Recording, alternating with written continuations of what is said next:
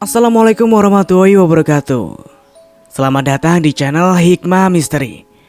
Dan tentunya masih bersama saya Mas Nara. Dan apa kabar kalian semua? Semoga selalu baik-baik saja. Sehat badannya, dilimpahkan rezekinya, dan dihindarkan dari segala mara bahaya. Amin. Di kesempatan kali ini saya akan menceritakan sebuah cerita treat horor. Oke, tanpa banyak bercaca marica hehehe lagi, langsung saja kita ke ceritanya dengan judul Burung Tujuh. Puluhan jin yang menangis terperangkap di tubuh seorang nenek. Tweet ini ditulis oleh @payunghitam. Bagi kalian yang belum follow akun Twitternya, silakan bisa mampir dulu dan di follow. Oke kalau sudah, so let's the hunts begin. Panggil aja aku Ros atau Mbak Ros. Kejadian ini aku alami pada tahun sekitar 2007-2008. Waktu aku masih duduk di bangku SMA. Aku tinggal sama bapak, ibu dan nenekku yang berumur 70 tahun waktu itu. Ini nenekku dari ibuku. Nenekku tinggal bersama kami karena kakekku sudah lama meninggal.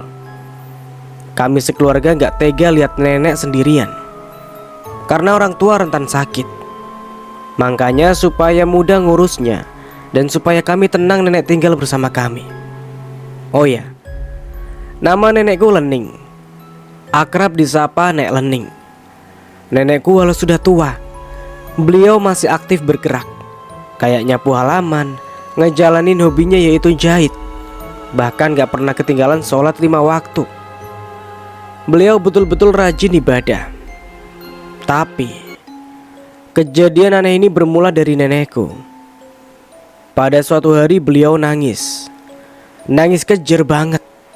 Sedih sekali. Sampai terseduh-seduh kayak orang yang lagi kehilangan orang terdekatnya. Sampai kami sekeluarga pun bingung apa yang terjadi sama nenek. Kami sudah berusaha nanya tapi nenek gak jawab. Yang pada akhirnya nenek berhenti nangis mungkin karena capek. Akhirnya beliau pun tidur. Kami rencananya nanya esok harinya aja, waktu nenek udah agak meninggal dari sedihnya. Besoknya ibuku yang nanya ke nenek ada apa semalaman dia nangis. Tapi jawaban nenek cuma ngerasa sangat-sangat bersalah sama seseorang. Beliau betul-betul menyesali perbuatannya yang entah apa itu, karena setiap ditanya pasti dialihkan sama nenek. Jawabannya selalu ngelantur. Hari-hari kami jalani yang mana nenekku masih suka nangis sesekali, tapi gak sering dan kami pun gak mikir kemana-mana. Tapi di akhir tahun 2007, nenekku semakin intens sering nangisnya.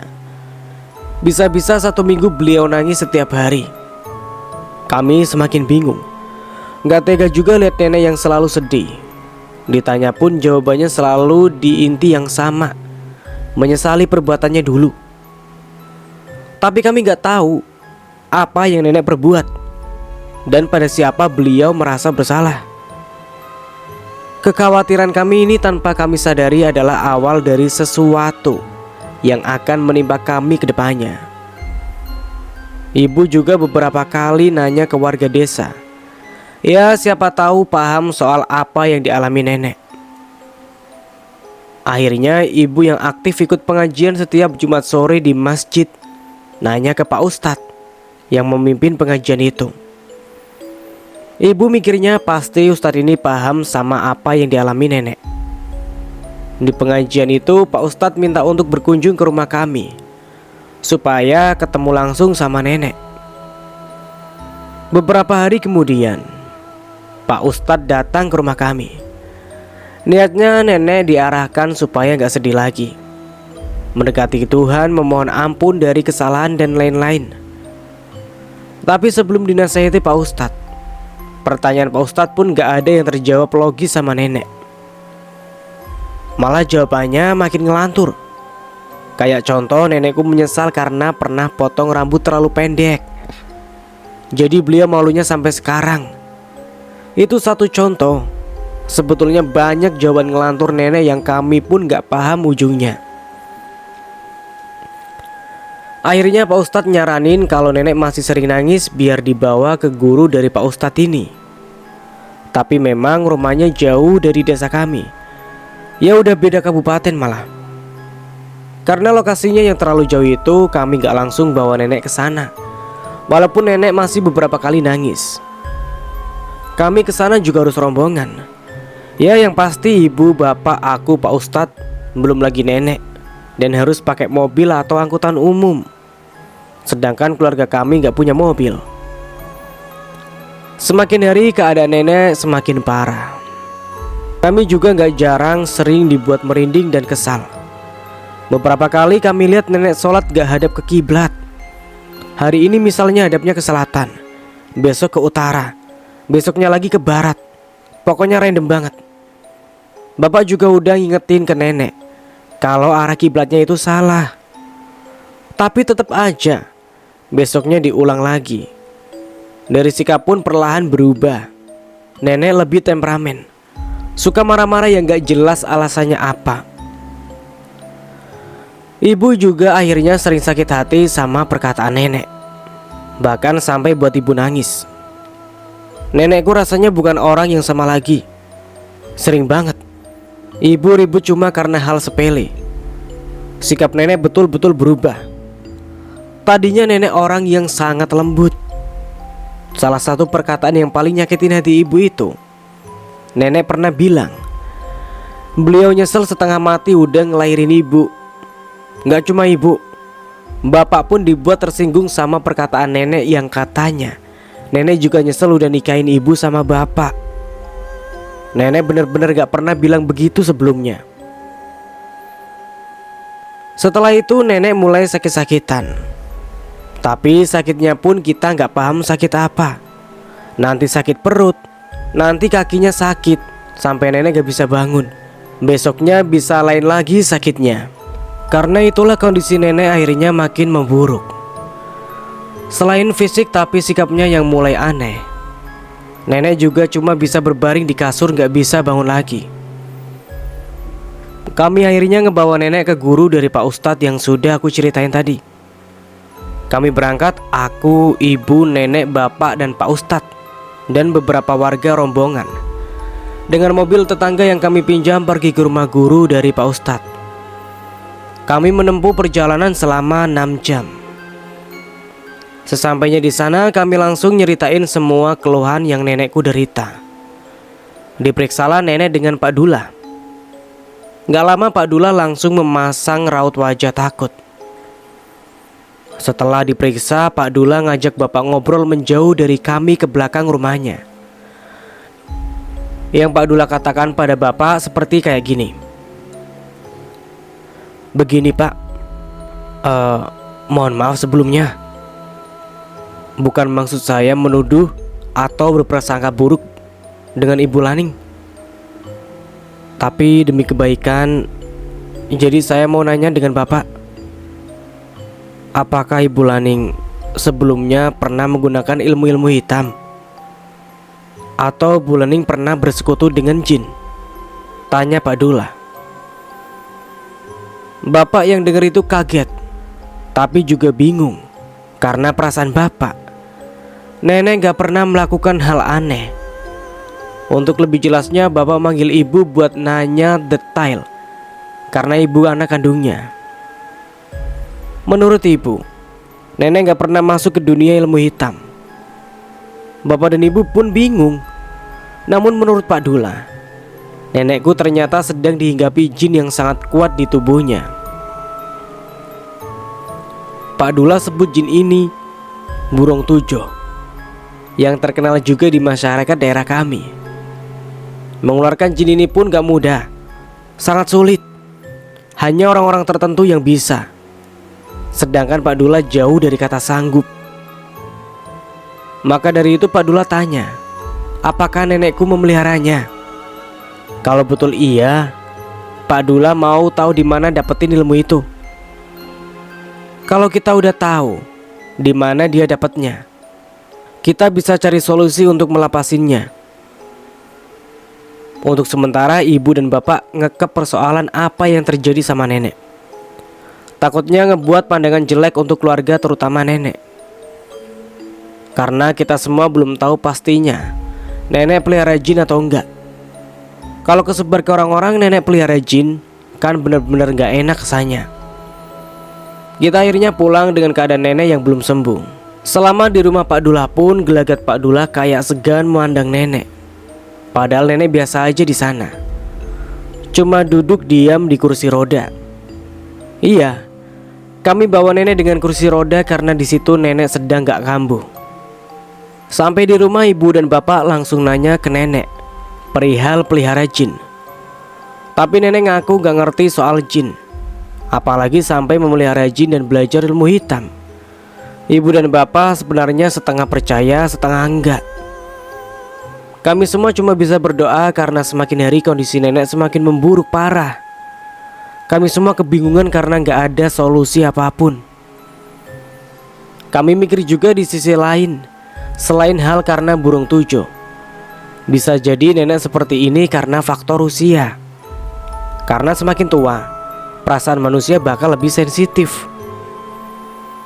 Menurut masukan dari beberapa kerabat dan warga pun sama, untuk memaklumi sikap dan fisik nenek karena faktor usia. Itulah beberapa hal yang buat kita mikir-mikir di dua sisi. Setelah penderitaan panjang, nenek akhirnya meninggal dunia di hadapan ibu subuh-subuh. Sebelumnya sempat nenek merintih kesakitan waktu ibu berusaha ngebangunin beliau. Setelah merintih barulah beliau mengembuskan nafas terakhirnya. Singkat cerita, pagi itu juga kami harus mengurus pemakaman nenek dibantu warga desa yang juga ngumpul di rumahku. Siangnya nenekku sudah selesai dipocongin dan siap dimakamkan. Tapi di situ nenekku mengeluarkan suara tangisan. Gimana gak panik dan kaget kami semua. Nenek ngeluh katanya kaki dan tangannya sakit, gak bisa digerakin. Ya karena memang sudah dipocongin. Posisi keluargaku di situ antara senang dan sedih karena nenek bangun lagi. Tapi juga heran, kenapa bisa? Karena kami yakin denyut nadinya dan nafasnya pun sudah gak ada lagi. Bahkan kulit nenek sudah rontok pas dimandiin. Kami akhirnya membuka seluruh kafan. Disinilah nenek mulai berhenti nangis dan bangun duduk dari tidurnya. Wajahnya berubah ekspresi datar. Kemudian ngeliatin semua orang di ruangan itu dengan tatapannya yang aneh. Beliau melototin satu persatu orang dengan tatapan mirip ayam atau burung. Gerakan matanya patah-patah, melotot tanpa ngedip sedikit pun. Aku benar-benar ketakutan. Semua orang yang ada di ruangan itu ketakutan gak mau beradu mata. Selesai melototin kita semua, nenek kembali menangis. Akhirnya Pak Ustadz yang melerai semuanya untuk mendoakan nenek. Semuanya yang ada di ruangan mengikuti doa Pak Ustadz. Setelah doa, nenek digotong ke kamar lalu dibaringkan. Kami merasa ini betul ada yang gak beres. Tapi cuma aku, ibu, bapak aja yang tahu kemungkinan kalau nenek pelihara jin. Atau aku tahu kemungkinan nenek pelihara jin yang cerita dari ibu. Ibu selalu beri pesan ke aku untuk gak buka mulut mengenai hal ini. Tapi kayaknya warga desa sudah mulai menduga nenekku ada yang gak beres. Tapi entah apa yang ada di pikiran warga. Yang jelas pasti ada di antara mereka yang berpikiran masalah nenekku ini ada sangkut pautnya dengan jin. Setelah kejadian nenekku bangun lagi dari meninggalnya. Beberapa bagian tubuh nenek mulai membusuk, bahkan sampai ngeluarin bau busuk. Untuk meminimalisir bau, kami menabur kapur barus di sekitar nenek. Pagi, siang, malam, nenek masih tetap nangis. Dan nenek pun seperti sudah gak bisa ngomong lagi selama sebulan. Sampai suatu malam, jam 9, nenek tiba-tiba manggil ibu. Malah kami semua yang datang karena nenek akhirnya bisa ngomong. Ternyata malam itu nenek minta sholat Bapak bilang lebih baik sholat dalam posisi berbaring dan gak perlu wudhu. Tapi nenek maksa buat ke kamar mandi. Ya udah, akhirnya nenek diantar untuk ambil air wudhu dengan cara dibopong. Tapi di situ nenek tiba-tiba bangun sendiri tanpa bantuan dan jalan sendiri. Walaupun awalnya jalan sempoyongan, tapi kita tetap bingung tiba-tiba kok bisa jalan. Ibulah yang antar nenek ambil wudhu sambil dituntun. Mulailah di situ nenek sholat seperti orang biasa, tapi dijagain sama bapak dan ibu dari jauh. Takut nenek tiba-tiba jatuh. Tapi setelah diamatin, nenek gak ruku-ruku dan sujud. Berdiri aja begitu hampir setengah jam. Gak lama, nenek loncat-loncat di atas sajadah yang akhirnya setelah itu ia jatuh. Gak lama nenek loncat-loncat di atas sajadah yang akhirnya terjatuh. Setelah itu ia jatuh lagi. Ibu langsung membawa nenek ke kasur untuk dibaringkan. Posisi nenek gak sadarkan diri, tapi matanya menatap kosong melotot ke langit-langit kamar. Makin parah lagi setelah kejadian barusan. Nenek gak mengedipkan matanya sama sekali. Sudah berulang kali Pak Ustadz diminta untuk datang mendoakan, tapi gak ada hasil apapun. Kemudian masalah ini akhirnya merembet ke seluruh warga desa tempatku tinggal. Tepat seminggu setelah kejadian yang aku tadi ceritakan. Suatu sore ibu lagi masak di dapur, lalu tiba-tiba dengar suara nenek lagi nangis. Yang buat aneh, suaranya berasal dari halaman belakang. Nenek masih belum bisa bangun bahkan ngomong saat itu. Akhirnya ibu cek ke belakang. Di sana gak ada siapapun dan suaranya hilang. Barulah ibu lari ke kamar nenek. Di sana nenek ternyata masih terbaring lemas. Aku yang bingung langsung tanya ke ibu sebetulnya ada apa, tapi gak langsung dijawab. Barulah setelah bapak pulang kerja malamnya, ibu cerita soal tadi sore, dan makin memperkuat dugaan kita kalau ada yang gak beres sama nenek. Lagi-lagi kita, terutama ibu yang minta ke bapak buat cariin orang yang bisa nangani nenek. Sudah kasihan banget kami sama nenek. Malam itu kita usahain lewatin untuk tetap tenang. Tapi tiba-tiba ada yang ketuk pintu terkesan buru-buru dan ketakutan. Ternyata itu mereka beberapa pemuda desa. Pemuda itu bilang ngeliat nenek ada di lapangan kosong di desa kami. Karena bingung nenekku mau apa, disamperin lah. Pas dideketin mau ditanya, nenek langsung ke arah pohon dan manjat dengan cepat, terus menghilang gitu saja. Itu jelas banget mereka lihat, betul-betul jelas.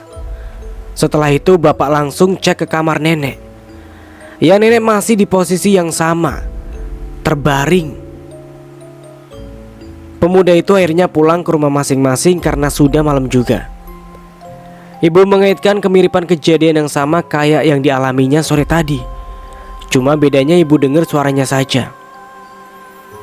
Besok harinya bapak sampai izin gak masuk kerja cuma buat nyariin orang pintar buat nenek yang dibantu Pak Ustadz. Berhari-hari nyari orang pintar gak juga dapet. Tapi keluhan warga yang ngelapor ke kami soal ngeliat nenek berkeliaran makin banyak. Kayak mereka ini diteror dengan nenekku. Contoh teror yang dialami sama warga, yaitu ngeliat nenek duduk di teras. Bahkan sering juga yang dengar nenek nangis. Padahal semenjak sebulan lalu nenek gak pernah nangis lagi. Tubuhnya cuma terbaring mandangin langit-langit sambil melotot. Bersuara pun cuma menggeram. Entah bagaimana kabar ini tersebar. Akhirnya warga menilai nenekku memelihara jin. Bahkan keluarga kami pun dibilang memelihara jin. Tapi ada juga warga yang simpati karena musibah yang menimpa kami. Warga desa juga banyak yang saranin untuk didatangkan beberapa orang pintar. Tetap hasilnya nihil. Ya udah, ujungnya nelpon ke Pak Dula lagi. Kenapa Pak Dula lagi? Ya karena cuma beliaulah yang paling detail kasih tahu infonya. Pak Dula datanglah. Akhirnya yang langsung kaget ngelihat nenek. yang betul-betul kondisi badannya banyak yang busuk, kulit mengelupas, mengeluarkan bau yang gak enak, seolah kayak mayat hidup, cuma bisa mengeram dan bernafas saja. Disitulah Pak Dula menerawang sebisa beliau tanpa mengobatin. Simpelnya menurut beliau, ada banyak jin yang terperangkap di tubuh nenekku. Ini bukan nenekku lagi. Jiwa nenekku sudah gak ada di raga itu. Jiwa nenek terpaksa keluar karena sudah terlalu pengap di sana. Terlalu banyak jin yang terperangkap. Ini semua akibat burung tujo. Iya, burung tujo ini membuka pagar badan manusia sampai nyedot semua jin yang ada di sekitar.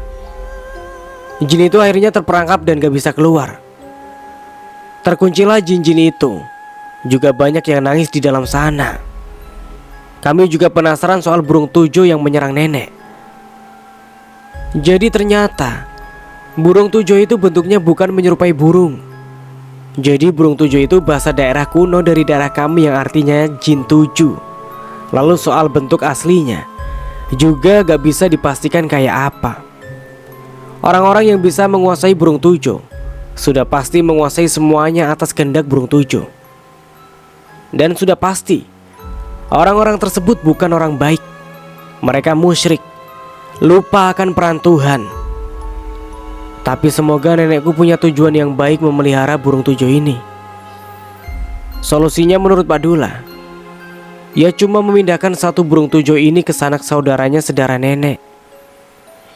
Tapi cara itu sebetulnya cuma menjeda masalah, bukan menghilangkan.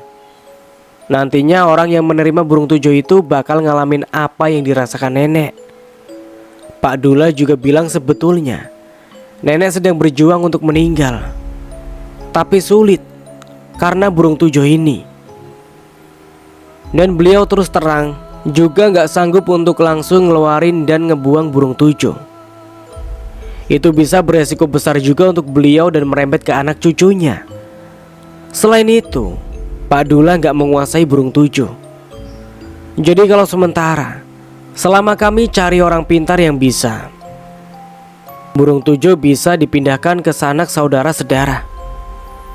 Kami ketakutan dan cuma bisa nangis.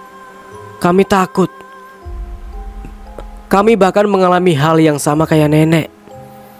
Karena itu kita bingung. Masalah ini seperti gak ada solusinya yang tepat.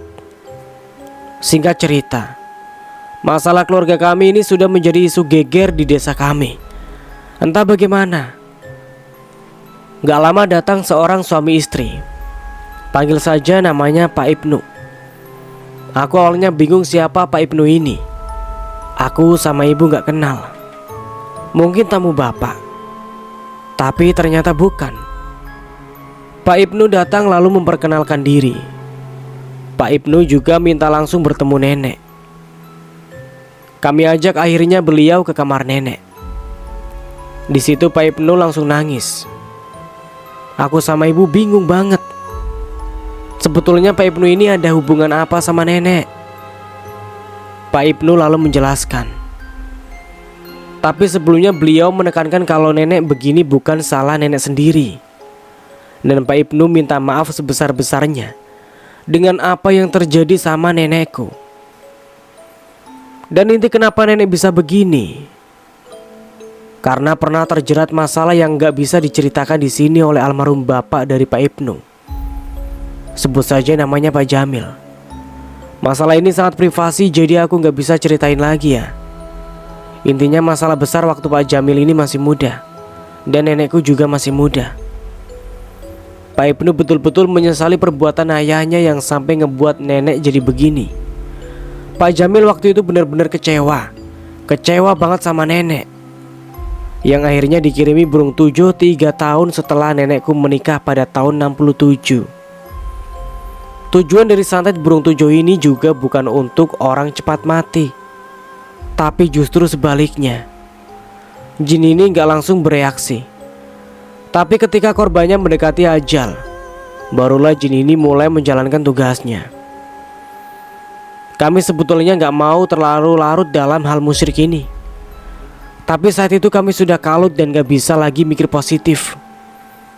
Pak Ibnu tahu semua ini karena diceritain ibunya, yang sebetulnya waktu itu ibunya Pak Ibnu gak setuju Pak Jamil ngirim santet ini ke nenekku. Pak Ibnu terus-terusan meminta maaf pada kami. Selain kondisi nenek, keluarga kami yang jadi banyak cobaan, ditambah desas-desus warga yang bilang nenek memelihara jin. Jadi karena itu Pak Ibnu selalu perwakilan dari almarhum Pak Jamil ayahnya memohon maaf sebesar-besarnya mengenai bagaimana caranya terlepas dari burung tujuh ini. Sebetulnya Pak Ibnu gak menyarankan dipindahkan ke anak cucu dan siapapun untuk dijadikan tumbal. Walaupun Pak Ibnu belum tahu juga solusinya, tapi beliau janji akan terus mengawal keluarga kami sampai nenek sembuh sebisa beliau. Kami cuma dapat jawaban tanpa solusi, sementara keadaan nenek yang makin buruk seperti mayat hidup. Belum lagi warga yang selalu ketakutan. Teror dari sosok menyerupai nenekku masih berkeliaran. Bahkan orang-orang enggan lewat depan rumahku. Singkat cerita, setahun kemudian Pak Ibnu akhirnya menemukan orang yang bisa mengendalikan burung tujuh. Sebetulnya bukan orang yang mempelajari ilmunya, tapi hanya sekedar keturunan dari kakeknya yang bisa menguasai burung tujuh. Di sini orang pintar itu mengklarifikasikan kalau sebetulnya burung tujuh nggak sesulit yang dibayangkan orang-orang. Sebetulnya ilmu ini pun bisa juga untuk hal-hal baik, seperti yang diterapkan kakek dari orang pintar ini. Burung tujuh dipergunakan untuk mengobati penyakit-penyakit gaib. Burung tujuh yang dipergunakan oleh Pak Jamil justru hanya untuk melayani dendamnya ke nenekku. Solusinya ternyata cuma satu: permintaan maaf yang tulus. Seharusnya yang meminta maaf adalah Pak Jamilnya sendiri, tapi berhubung beliau sudah meninggal, keluarga neneklah, yaitu kami, yang harus meminta maaf. Permintaan maaf ini juga harus diniatkan dan tulus. Nenekku harus mendatangi kuburan dari Pak Jamil untuk meminta maaf. Dan yang paling penting, setelah meminta maaf kami diminta untuk melupakan ini jangan sampai diikuti lagi. Jika Tuhan mengizinkan, insya Allah masalah ini akan hilang dan nenekku pun bisa beristirahat dengan tenang. Mendengar ini keluargaku seperti dapat harapan baru. Kami langsung mengiyakan untuk pergi ke rumah keluarga Pak Jamil. Nenek dibantu kursi roda dan kami ditumpangi mobil. Dari Pak Ibnu akhirnya berangkat ke rumah keluarga Pak Jamil. Di sana kami disambut karena Pak Ibnu juga sebetulnya sudah mengumumkan ke keluarganya untuk berkumpul memaafkan nenekku. Dan kami pun meminta maaf atas kesalahan dari nenekku juga. Keluarga Pak Jamil pastinya juga meminta maaf atas yang dilakukan almarhum ke nenek. Pokoknya di sana kami saling maaf-maafan. Setelah kunjungan kami ke sana, di rumah kami diadakan doa bersama. Keluarga dari Pak Jamil pun ikut bantu persiapan kami mengaji. Kami berdoa semoga Tuhan menghendaki nenekku. Kami akhirnya lebih dekat dengan keluarga Pak Jamil, seperti keluarga sendiri. Itu juga karena perasaan keluarganya yang merasa betul-betul bersalah. Singkat cerita, beberapa hari setelah pengajian itu, nenekku betul-betul meninggal. Banyak sekali dukun atau orang pintar yang datang waktu nenek meninggal, meminta burung tujuh yang sudah total keluar dari tubuh nenekku. Ternyata burung tujuh ini menurut orang-orang yang paham sangat dicari-cari dan mahal. Selama proses membuangnya pun kami dibantu dengan bapak yang tadi aku ceritakan, yang keturunan pemilik burung tujuh itu. Kami juga sekeluarga gak mengizinkan untuk orang lain memiliki burung tujuh tersebut karena takut lagi disalahgunakan. Begitulah pengalaman hidupku dan keluargaku yang betul-betul gak mengenakan. Dendam itu berbahaya teman-teman. Jangan sampai kita punya dendam. Banyak gak baiknya pokoknya. Dan yang perlu kalian ketahui ya teman-teman, cerita ini sama sekali nggak dijual.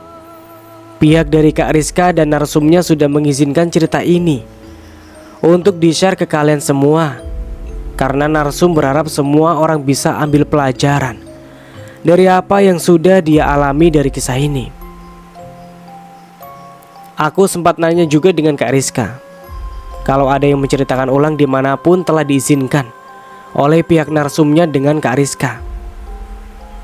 Nah, dan begitulah akhir cerita treat horror dengan judul Burung Tujuh. Semoga kita bisa mengambil hikmahnya dalam cerita tersebut. Dan dari saya mohon maaf bila ada salah kata. Akhir kata, wassalamualaikum warahmatullahi wabarakatuh. Sampai jumpa di video selanjutnya.